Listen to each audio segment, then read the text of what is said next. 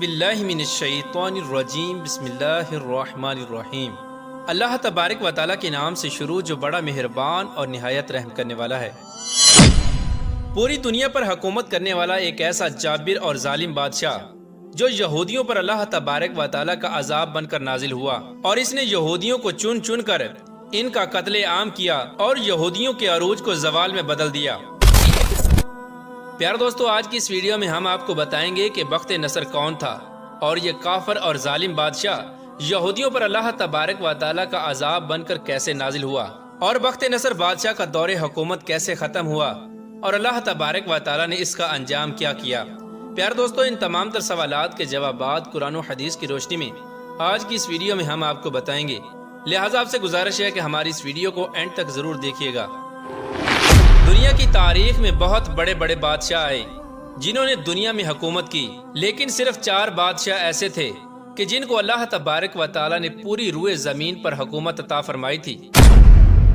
مشرق سے لے کر مغرب تک اور شمال سے لے کر جنوب تک انہی کا حکم چلتا تھا۔ پوری دنیا پر حکومت کرنے والے ان 4 بادشاہوں میں سے 2 بادشاہ مسلمان تھے جن کا نام حضرت ذوالقرنین علیہ السلام اور حضرت سلیمان علیہ السلام، اور 2 بادشاہ کافر تھے جن میں سے ایک نمرود اور دوسرا بخت نصر۔ اللہ تبارک و تعالیٰ کسی بھی قوم پر بغیر کسی سبب کے اچانک سے عذاب نازل نہیں فرماتا۔ کسی بھی قوم کا زوال اس وقت شروع ہوتا ہے جب وہ قوم طرح طرح کی برائیوں کے اندر مبتلا ہو جاتی ہے اور کفر و شرک کر بیٹھتی ہے۔ معصوم لوگوں پر ظلم و ستم کرنا اور اللہ تبارک و تعالیٰ کے احکامات کو نہ ماننا اور کفر و شرک کرنا، یہ سب بدعمالیاں پہلی قوموں کی ہلاکت کا سبب بنی۔ پیار دوستو، ایک وقت تھا کہ یہودی اور بنی اسرائیل کی قوم اللہ تبارک و تعالیٰ کی لاڈلی قوم تھی۔ یہ قوم اللہ تبارک و تعالیٰ سے جو بھی مانگتی اللہ تبارک و تعالیٰ ان کو عطا فرماتا۔ حضرت یعقوب علیہ السلام کے بعد سے لے کر حضرت عیسیٰ علیہ السلام تک جتنے بھی نبی آئے، یہ سب یہودیوں اور قوم بنی اسرائیل کی ہدایت کے لیے تشریف لائے۔ اللہ تبارک و تعالیٰ اس قوم کو ہر طرح کی نعمتوں سے نوازتا، لیکن یہ قوم ہر نبی کے دور میں اللہ تبارک و تعالیٰ کی نافرمانیاں کرتی اور کفر و شرک میں مبتلا ہو جاتی۔ نتیجتاً اللہ تبارک و تعالیٰ ان پر اپنا دردناک عذاب نازل فرماتا، اور جب یہ قوم اللہ تبارک و تعالیٰ کی بارگاہ میں اپنے گناہوں کی معافی طلب کرتی تو اللہ تبارک و تعالیٰ ان کو معاف فرما دیتا اور ان کو دوبارہ سے عزت اور عروج عطا فرماتا۔ پیار دوستو، حضرت سلیمان علیہ السلام کے زمانے میں یہودی قوم یروشلم کے اندر آباد تھی، اور حضرت سلیمان علیہ السلام کے زمانے میں اس قوم نے پوری دنیا پر راج کیا۔ لیکن جب حضرت سلیمان علیہ السلام اس دنیا سے تشریف لے گئے، اس کے تقریباً 400 سال بعد یہ قوم پھر سے اللہ تبارک و تعالیٰ کی نافرمانیاں کرنے لگی اور کفر و شرک کے اندر مبتلا ہو گئی۔ اس طرح جب یہ قوم طرح طرح کی برائیوں کے اندر مبتلا ہو گئی تو اللہ تبارک و تعالیٰ نے اس دور کے ایک جابر اور ظالم بادشاہ، جس کو دنیا بخت نصر کے نام سے جانتی ہے، اس کو ان پر مسلط کر دیا، اور بخت نصر اللہ تبارک و تعالیٰ کا عذاب بن کر یہودیوں پر نازل ہوا۔ پیارے دوستو، بخت نصر بادشاہ کا دور حکومت حضرت سلیمان علیہ السلام کے دور حکومت کے بعد شروع ہوا، اور اللہ تبارک و تعالیٰ نے اس کو بھی پوری روئے زمین کی بادشاہت عطا فرمائی تھی۔ بخت نصر کی پیدائش کے بارے میں 2 طرح کی روایات ملتی ہیں۔ ایک روایت کے مطابق یہ قوم عمالقہ میں سے تھا کہ جس کے ماں باپ نے اس کو پیدا کر کے نصر نامی بت کے پاس لاوارث چھوڑ دیا تھا۔ یہ بت اس دور کے اندر بہت زیادہ پوجا جاتا تھا۔ چونکہ یہ بچہ لوگوں کو نصر نامی بت کے پاس ملا تھا، چنانچہ لوگوں نے اس بچے کا نام بخت نصر یعنی نصر بت کا بیٹا رکھ دیا۔ اور ایک دوسری روایت کے مطابق یہ ایک بادشاہ کے گھر میں پیدا ہوا۔ اس کا باپ ایک بہت بڑا بادشاہ تھا۔ بخت نصر ایک ذہین، بہادر اور جنگجو انسان تھا۔ یہ اتنا بہادر تھا کہ اس نے اپنی چھوٹی سی عمر میں اپنے باپ کے کہنے پر مصر کے اندر جنگ چھیڑ دی اور مصر کو فتح کر لیا۔ 605 قبل مسیح میں اس کے باپ کا انتقال ہو گیا، اور اس کے انتقال کے بعد یہ بابل شہر کا بادشاہ بن گیا۔ بادشاہ بننے کے بعد بخت نصر نے بہت سارے ممالک پر حملہ کیا اور ان کو اپنے قبضے میں لے لیا، اور ادھر یہودی اور قوم بنی اسرائیل جو کہ یروشلم کے اندر آباد تھی اور طرح طرح کی برائیوں کے اندر مبتلا ہو چکی تھی، یہ لوگ کھلے عام اپنی بدعمالیوں میں بدمست ہو کر اللہ تبارک و تعالیٰ کی نافرمانیاں کر رہے تھے، اور اللہ تبارک و تعالیٰ کی ذات کو چھوڑ کر کفر و شرک کے اندر مبتلا ہو چکے تھے۔ اسی دوران یہودیوں پر اللہ تبارک و تعالیٰ نے اپنا دردناک عذاب نازل فرمایا، اور بخت نصر نے یروشلم پر حملہ کر دیا۔ اس حملے میں بخت نصر نے یہودیوں کا چن چن کر قتل عام کیا اور بیت المقدس کو تباہ و برباد کر دیا، اور اس حملے کے اندر 40,000 تورات کے یہودی عالموں کو بھی قتل کر دیا گیا۔ اور 40,000 یہودیوں کو جلا وطن کر دیا۔ اس طرح یہ یہودی قتل و غارت کے ڈر سے دوسرے ممالک کی طرف بھاگنے لگے۔ اس حملے کے اندر بخت نصر نے 80,000 یہودیوں کو اپنا قیدی بنا لیا، اور بعض روایات کے مطابق قیدی بننے والے افراد کی تعداد 80,000 سے زیادہ تھی۔ ان قیدیوں میں اللہ تبارک و تعالیٰ کے 2 نبی بھی شامل تھے، جن میں سے ایک کا نام حضرت دانیال علیہ السلام اور دوسرے کا نام حضرت عزیر علیہ السلام ہے۔ پیار دوستو، جب بخت نصر نے یروشلم پر حملہ کیا تو یروشلم کے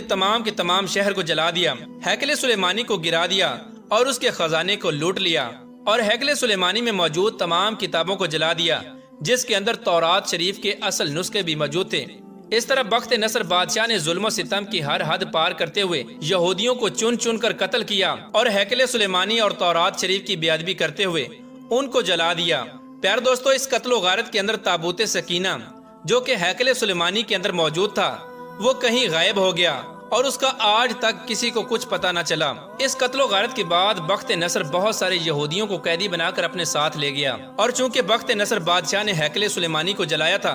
اور تورات شریف کی بے ادبی کرتے ہوئے اس کے نسخوں کو بھی جلا دیا تھا، تو اللہ تبارک و تعالیٰ نے اس بدبخت بادشاہ پر بھی اپنا دردناک عذاب نازل فرمایا، اور بخت نصر بادشاہ کو ایک دردناک بیماری کے اندر مبتلا کر دیا اور اس کے چہرے کو مسخ کر دیا۔ پیار دوستو، روایات میں آتا ہے کہ جب بخت نصر بادشاہ پر اللہ تبارک و تعالیٰ کا عذاب نازل ہوا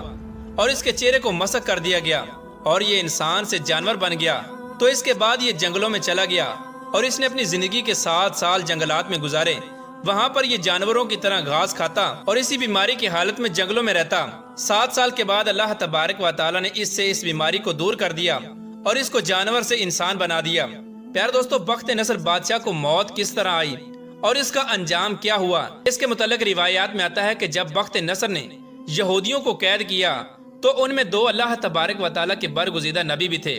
جن کا نام حضرت دانیال علیہ السلام اور حضرت عزیر علیہ السلام تھا، جو کہ بعد میں اللہ تبارک و تعالیٰ کے حکم سے بخت نصر بادشاہ کے مشیر بن گئے۔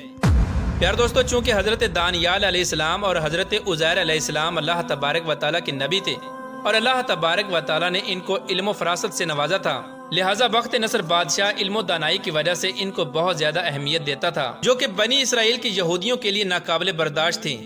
اور یہودی قوم حضرت دانیال علیہ السلام سے بغض اور حسد رکھتی تھی۔ چنانچہ ایک دن یہودیوں نے حضرت دانیال علیہ السلام کو معاذ اللہ قتل کروانے کی سازش کی، اور یہ یہودی بخت نصر بادشاہ سے کہنے لگے کہ جب حضرت دانیال علیہ السلام پانی پی لیتے ہیں تو یہ اپنا پیشاب نہیں روک سکتے اور ان کو فوراً پیشاب آ جاتا ہے، لہٰذا یہ بات اس دور کے اندر معیوب سمجھی جاتی تھی۔ چنانچہ بخت نصر بادشاہ نے اس بات کو جاننے کے لیے ایک محفل منعقد کی، اور اس محفل کے اندر بڑے بڑے عمراء اور حضرت دانیال علیہ السلام کی دعوت رکھی۔ چنانچہ جب تمام مہمان محفل کے اندر پہنچ گئے اور حضرت دانیال علیہ السلام بھی تشریف لا چکے تو ان کے سامنے کھانا پیش کیا گیا اور بہت سارا پانی بھی رکھا گیا، اور ادھر بخت نصر بادشاہ نے اپنے سپاہیوں کے یہ حکم بھی دے رکھا تھا کہ اس محفل کے بعد سب سے پہلے جو بھی شخص پیشاب کرنے کے لیے باہر نکلے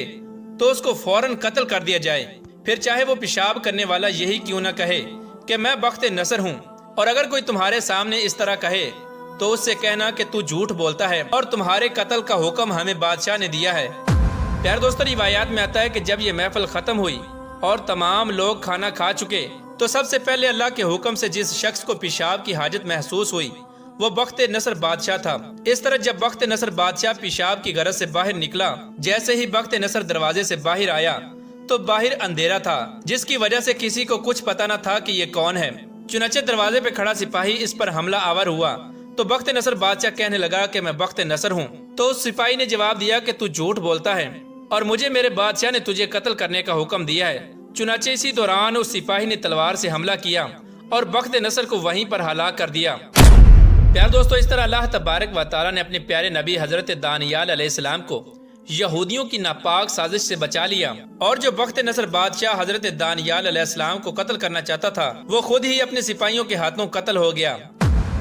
اللہ تبارک و تعالیٰ سے دعا ہے کہ اللہ تبارک و تعالیٰ ہمیں سیدھے راستے پر چلنے کی توفیق عطا فرمائے اور اپنے پیارے نبی حضرت محمد مصطفیٰ صلی اللہ تعالیٰ علیہ وآلہ وسلم کی محبت کے اندر جینا مرنا نصیب فرمائے۔